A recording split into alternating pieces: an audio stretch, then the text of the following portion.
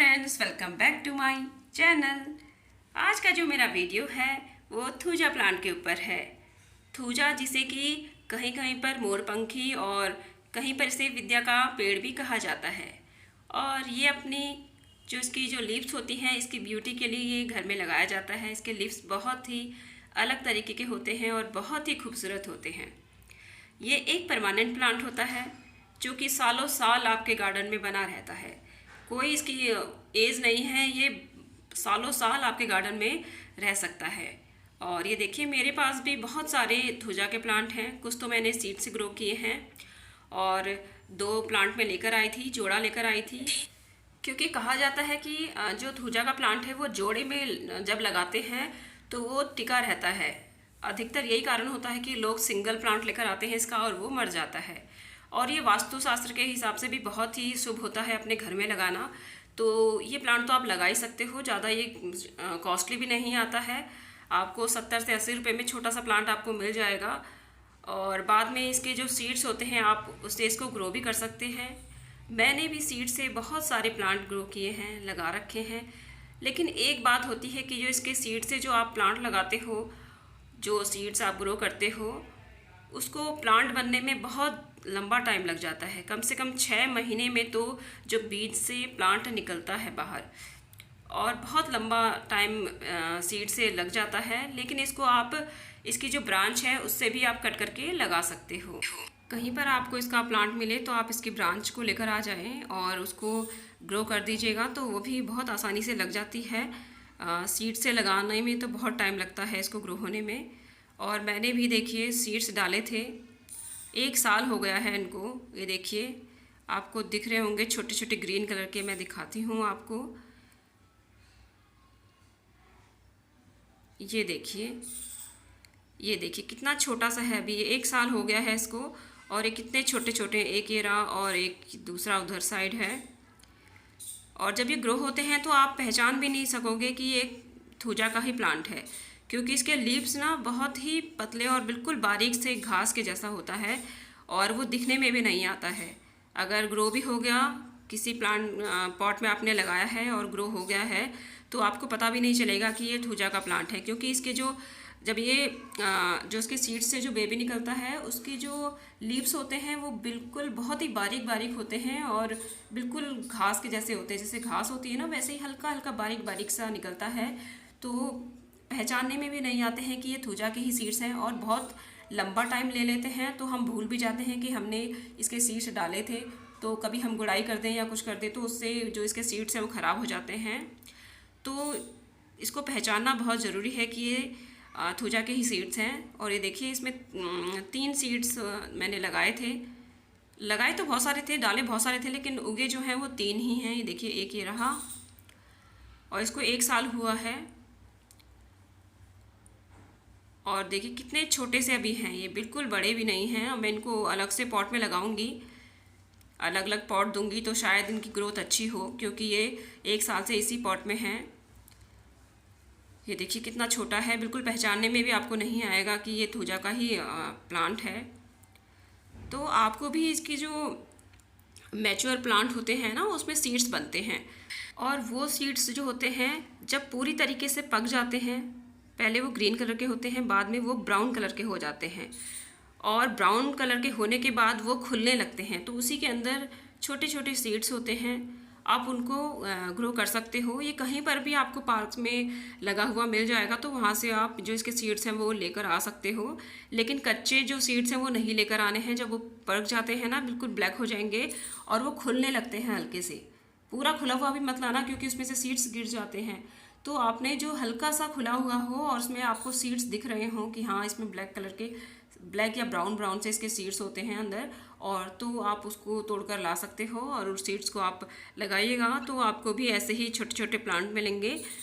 फिर आप इनको अलग अलग पॉट में रिपोर्ट कर दीजिएगा, जिससे कि इनकी अच्छी ग्रोथ होगी। मैं भी इनको रिपोर्ट करूँगी। और देखने में तो ये प्लांट जो है बहुत ही खूबसूरत लगता है, इसीलिए मैंने इसके सीड्स भी ग्रो किए थे। और बहुत से लोग इसके सीड्स ग्रो नहीं करते हैं, क्योंकि बहुत स्लो इसकी जो रिज़ल्ट होता है स्लो मिलता है बहुत। और सीड से जो प्लांट बनने का टाइम है बहुत लंबा हो जाता है, लोग भूल जाते हैं कि हमने ये सीड से लगाया भी था। और ये देखिए, ये 2 साल पहले मैंने सीड से ही ग्रो किया था और ये देखिए 2 साल का रिजल्ट है। कितना छोटा सा ये प्लांट हुआ है, अभी बिल्कुल इसकी ग्रोथ नहीं हुई है। ये कारण भी हो सकता है कि ये इसी पॉट में है। 2 प्लांट हैं इसमें, ये 2 सीड से ये ग्रो हुए हैं और 2 प्लांट हैं, एक ये रहा और एक उसके बगल में है। और इसमें गलोए का जो है वो प्लांट भी लगा हुआ है, तो शायद इसकी ग्रोथ नहीं हो पा रही हो, तो मैं इनको अलग अलग पॉट में लगाऊंगी जिससे इनकी अच्छी ग्रोथ हो। अगर आप सीड से लगाना चाहते हो तो लगाइएगा, लेकिन आपको पेशेंस रखना पड़ेगा। थूजा का प्लांट जो है सीड से ग्रो होने में टाइम लगता है, तो आपको पेशेंस रखना होगा कि ये ग्रो होगा और इसका रिजल्ट बहुत अच्छा आता है। ऐसी बात नहीं है, इसके जो सीड्स हैं वो जितने भी आप डालोगे सबके सब ग्रो होते हैं, लेकिन थोड़ा टाइम जो है वो थोड़ा लंबा लग जाता है। लेकिन हम जो गार्डनर हैं वो तो एक्सपेरिमेंट करते रहते हैं, तो मैंने भी इनको ग्रो किया था और बहुत ही अच्छा लगता है जब आप किसी चीज़ को सीड से उगाओ और वो ग्रो होती है, तो बहुत ही अच्छा लगता है।